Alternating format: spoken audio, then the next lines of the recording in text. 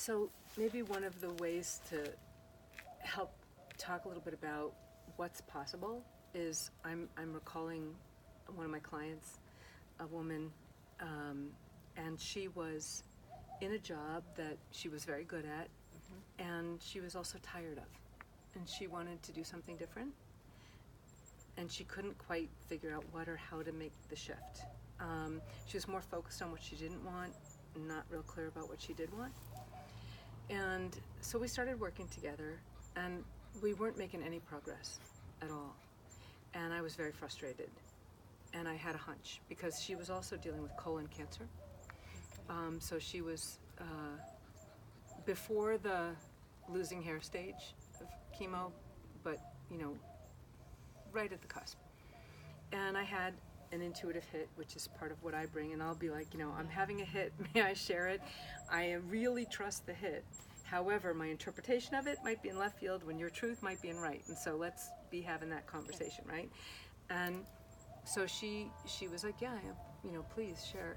And we ended up doing what some of my core work is perspectives work. And I offered to her that I invited her to consider doing this work with me in that moment. And you always want to kind of look at what's that core issue that's presenting, or that your intuition is saying is the thing for right now. Because we each have lots of the things, and they come up when they need to, and we address them when we need to. So we were in the middle of like this really beautiful strip center in California, and right in between was this kind of outdoor restaurant area, and we were between meals, so we had it more or less to ourselves. And it was a public place, and that's where I tended to meet my clients. I try to get them out of their familiar spaces and out of mine, and we meet in public spaces where we start to lose track of other people around us, and we can really focus on what's happening here, and we're not stuck in our habits that come right away in the familiar places. And I propose that we call the wheel Perspectives on Having Colon Cancer. So, like Debbie, your name, right? So perspectives on for Debbie on having colon cancer, right? And she agreed. And one of the perspectives she named was, I'm going to die, so who cares? Okay? And then she named other perspectives, like it might be the birds are chirping perspective, or it might be the goddess perspective, or it might be the I'm going to live perspective. And we named 8 different perspectives. And we literally got up and walked through each one. She physically moved, because it's really important to our bodies to move and to move the emotion. And then in each perspective, I took her through a process. And I said, when you're in the I'm going to die, so who cares perspective on having colon cancer, what are you saying yes to? And what are you saying no to? And we start getting really good at saying yes and saying no, which is what most of my clients need to get good at. And we do that within each one. I usually take lots of notes as we're doing this. I ask her to shake each one off, take a deep breath, and move to the next one. She chooses where she wants to go. She takes charge, right? And then after we name them and we go through that sorting, the yesing and knowing and all that, then another round happens, and I ask her to step into each one after the other. I help her, I remind her the name, and I remind her what she said. And then after we do that, I ask her, so what perspective have you been in up until now? And in this particular case, it was shock and awe for her to realize that she was in the I'm gonna die, so who cares? And she was devastated, understandably, because who knows, she might die in 2 months, in 2 weeks, we didn't know. And she cried. And I held the space for her. That's part of what I do, the container, which she needed. And so many people, when they're at a crossroads and they're struggling with what to do next, what we tend to do is we focus on what we don't want, which is part of why we stay stuck, all right? And we're always looking backward, so we can't move forward. Our bodies won't let us, our psyches won't let us, nothing works, and we don't know why. And so it was devastating for her to realize that the reason we weren't making progress, the reason she wasn't making progress, was because she was already in I'm dead. So this, my whole big thing is like, live while you're alive, She was in my corporate version of quit and stayed. And we see examples of quit and stayed all around us. People who are fighting the natural evolution and change. If we look at the last 2 decades, what's been popular in the movies and in the books? Zombie movies, vampire movies. And we go, oh, that's not me, it's the movie. It's reflecting us back to ourselves. The Walking Dead. Yeah. It's all over the place. Yeah. So many of us are in quit and stayed. We're living sedentary lives, we're gaining lots of weight, we're fighting every little bit of change and resisting every little opportunity instead of learning how to dance and flow and enjoy.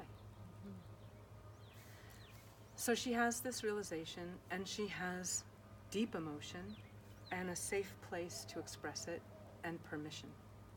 And she does. She finally lets herself feel what she's been trying to repress. She finally lets herself have her experience and be witnessed by somebody who cares and that she trusts. And I know from the data, too, that if you can go there in earnest for 10, 15 minutes, you can move into and through the emotion, and on the other side of it is the joy, love, and ecstasy, is the other half, the other side of the coin. That's there too. And we're no longer stuck. Now we have choice again. Now we have resource. Now we can see possibility. If we want to, right? So then that's part of the process. Say, okay, up until now I've been here, and here's how it's served, and here's how it's getting in the way. Where do you want to be for the next 30 days? Let's just bound it to 30 days. Let's keep it simple. One thing, 30 days. You can stay. This is an option. You've got these other 7 perspectives we've just explored, or make one up. There are no rules here. We get to play, like make it up. And she chose a different one. It was actually like a combination of a couple. And guess what? The cancer got worse. She had lost all her hair. She got a wig, blah, blah, blah. She's still alive and thriving today. She got a new job, and she's happy. It's not just because of that moment, obviously. And that was a huge turning point for her. And that's what my clients do. They're brave, and they're courageous, and they give themselves the gift of permission to look, and of a container that serves, where there's not judgment. However, there is compassionate demand. There is accountability. There is the opportunity to become an emotionally mature adult. And in there is freedom and fun and possibility. And part of the challenge in that is that we live in a society that, well, I'll back up a little bit just to provide some context. When the atom bomb was invented and used, the world changed. The world changed. Like, we are now in another century of collective post-traumatic stress. Annihilation is just around the corner. Right? So we can give up. We can feel helpless and hopeless and powerless in the face of that, and then act out our powerfulness on each other because we can't get vulnerable to that feeling. And then you've got on top of that the sense of it's all going to happen to me in grand annihilation. You've got the feminist movement, the civil rights movement, the industrial revolution, now we're in the information age, the experience economy. All these things happening, and they're happening faster and faster and faster and faster. And we can feel smaller and smaller and smaller and smaller in the grand scheme of things. And in some respects, we are utterly insignificant. And what I would argue is that means we're also utterly significant. And so is every moment. And so what do you want to do with that? Right? As Mary Oliver says in Your One Wild and Precious Life. And so for right now, while in this particular case, my client, she had a 10-year-old son.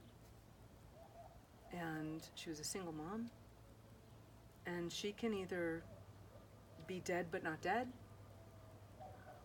right? Yeah. Or she might choose something else to live while she's alive for however long that lasts, and have some choice about it and some power about it. But here's the problem, is we haven't been taught how to choose. We live in so much abundance now. You can get a blouse for 5 cents or $500.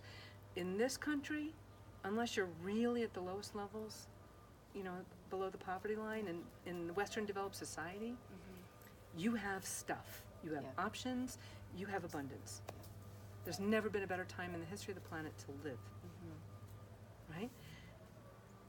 And yet, because we have so many options, how do we choose? And how do we stay the course when we have?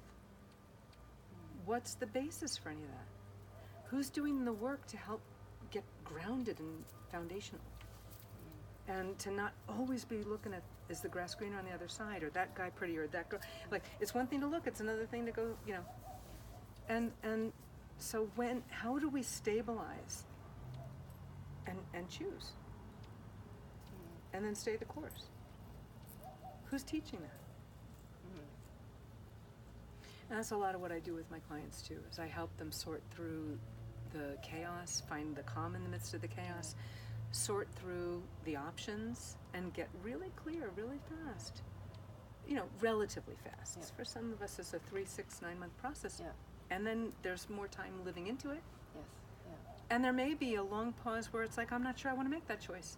I'm not sure I'm ready to make that choice. And that's okay too. There's a lot of relief in starting to really having the courage to look and to start to find what's really true for me now, what wants to happen now, who am I now, who am I becoming, and what do I want to do about that? That's the work we do.